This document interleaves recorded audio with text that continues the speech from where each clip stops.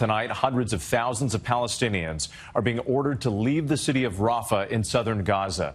The Israeli army preparing to expand its ground operations amid a widening rift with the United States. In Rafah, families gathering their belongings, many of them displaced multiple times. The city had been a refuge for more than 1 million people fleeing the fighting from other parts of Gaza. President Biden standing by his warning that the U.S. will not provide offensive weapons that could be used in Rafah. Today, the death toll rising with more Palestinians killed in IDF strikes. We have team coverage tonight, and ABC's Marcus Moore leads us off from Israel.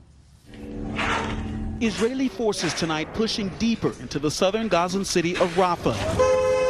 300,000 people now on the move amid new evacuation orders by the IDF as they position for an expanded ground operation.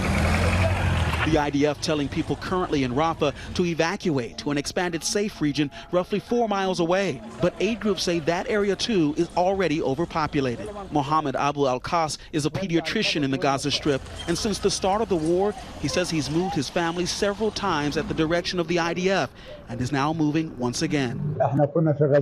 In the time of war, there's no place that is safe, he says. We expect strikes everywhere.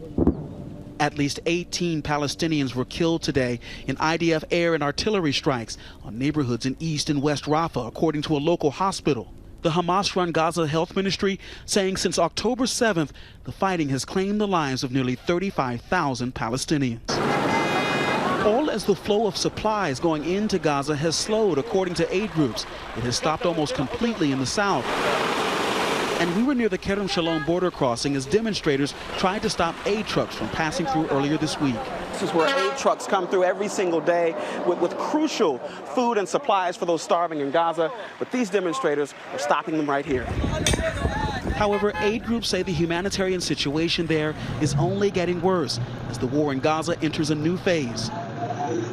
And there is no definitive date on any potential operation, but the Israeli Prime Minister has said that they will expand their fight in Rafah. And as you know, President Joe Biden has stopped some weapons deliveries, saying the U.S. would not provide weapons to Israel if they launch a full-scale assault on Rafah. Marcus Moore, thank you. And as you noted there, the U.S. has urged Israel repeatedly not to invade Rafah because of the risk to civilians. Let's bring in ABC's White House correspondent, Mary Alice Parks. Mary Alice, what are you hearing from U.S. officials now? Yeah, the White House is monitoring all of these developments extremely closely. So far, they say they've only seen a limited military operation into Rafah. They're not commenting more at this time about Israel ordering civilians to evacuate. But we know that President Biden himself has been pushing Israel to do anything but a full-scale invasion of Rafah.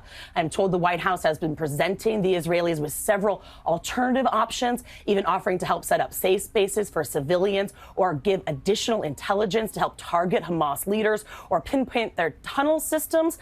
But as you saw there, no indication that Israel is changing course. Go ahead. Mary Alice, thanks.